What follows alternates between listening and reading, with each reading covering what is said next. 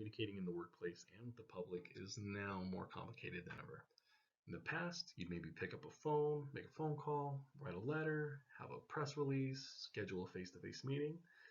But nowadays, these same tasks can all be done digital. My name is Michael Quintero. Today we'll be looking at some of the barriers, challenges, risks, and benefits of being digital in today's day and age. Some of the key topics today that we are going to hit on.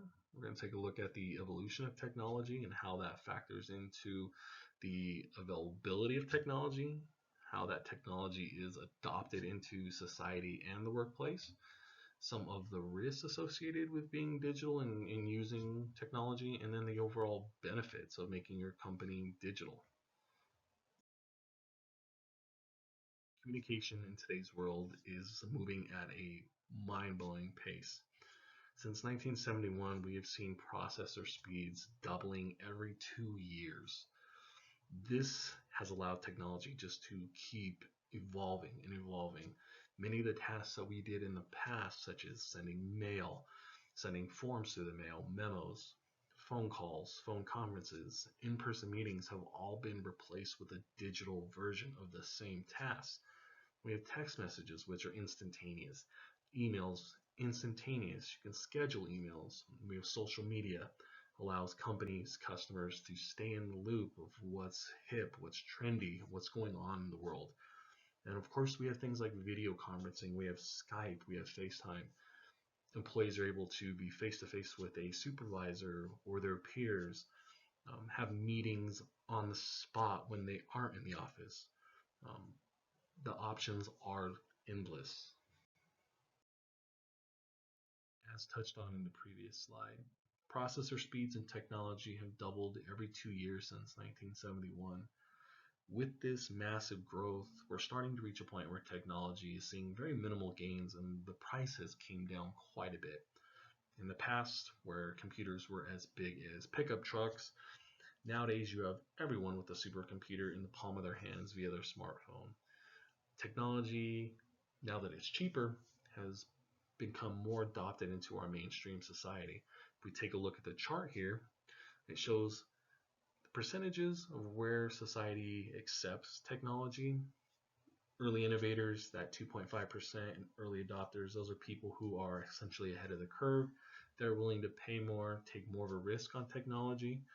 The early majority is where you started seeing, the rise of the iPhone when it first came out, very popular. Late majority is kind of a little bit where we're at right now. It seems everyone has a cell phone. Everyone's starting to move towards a cell phone. You're seeing your grandparents on Facebook, things of that nature. And then, of course, you do have the people who will never accept technology. That's towards the end of our bell curve.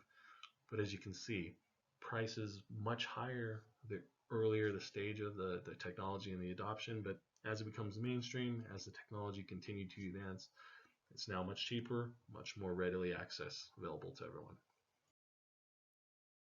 Now that companies and society are starting to adopt technology and becoming fully digital, we do see some risks, barriers, and major challenges associated with this. One of them being old school versus new school mentality.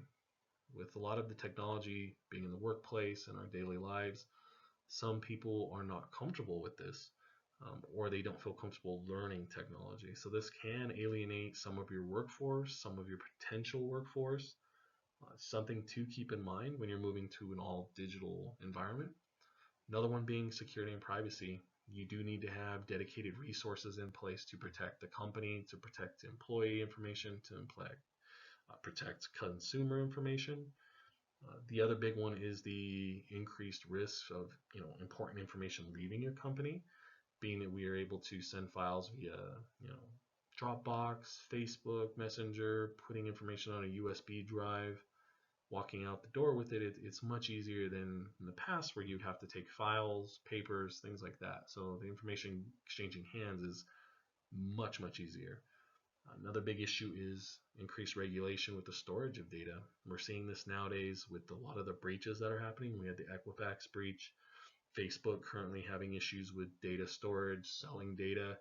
So you will have a lot of regulation. Typically, regulation involves more resources via a team, someone to manage that, thus increased costs. So even with the risks associated with being digital in today's day and age, there are quite a few benefits that greatly outweigh those. The first being you're accessible and relevant. Today, everything is done digitally, it is online. Companies interact online. You have tracking, shipping, communication done digitally. Consumers digitally on their phones, on their computers, ordering items, tracking items, keeping in touch with loved ones, friends, you name it. Along those lines, we have measurable metrics. Being able to dial in and see who viewed, your ad, maybe who viewed your website, what else they were looking at. This is valuable information that in the past wasn't accessible to you. Now that you have that information, you're able to narrow your focus, narrow where the company is maybe looking to market, maybe where the company is looking to go. The other big thing is going to be reusable content. Being able to create one form of media and then using that in multiple areas can save you time, money, again, allowing you to be relevant. If you're able to create something for, say, Twitter, and then immediately use that on Snapchat as an ad, maybe on your website, maybe in Facebook, that's time, money saved, allowing you to be relevant, increasing the bottom line. So today we looked at some of the risks, some of the benefits of being digital. As you can see, there's some good, there's some bad, but all in all, today's day and age is digital. And I want to thank you for your time.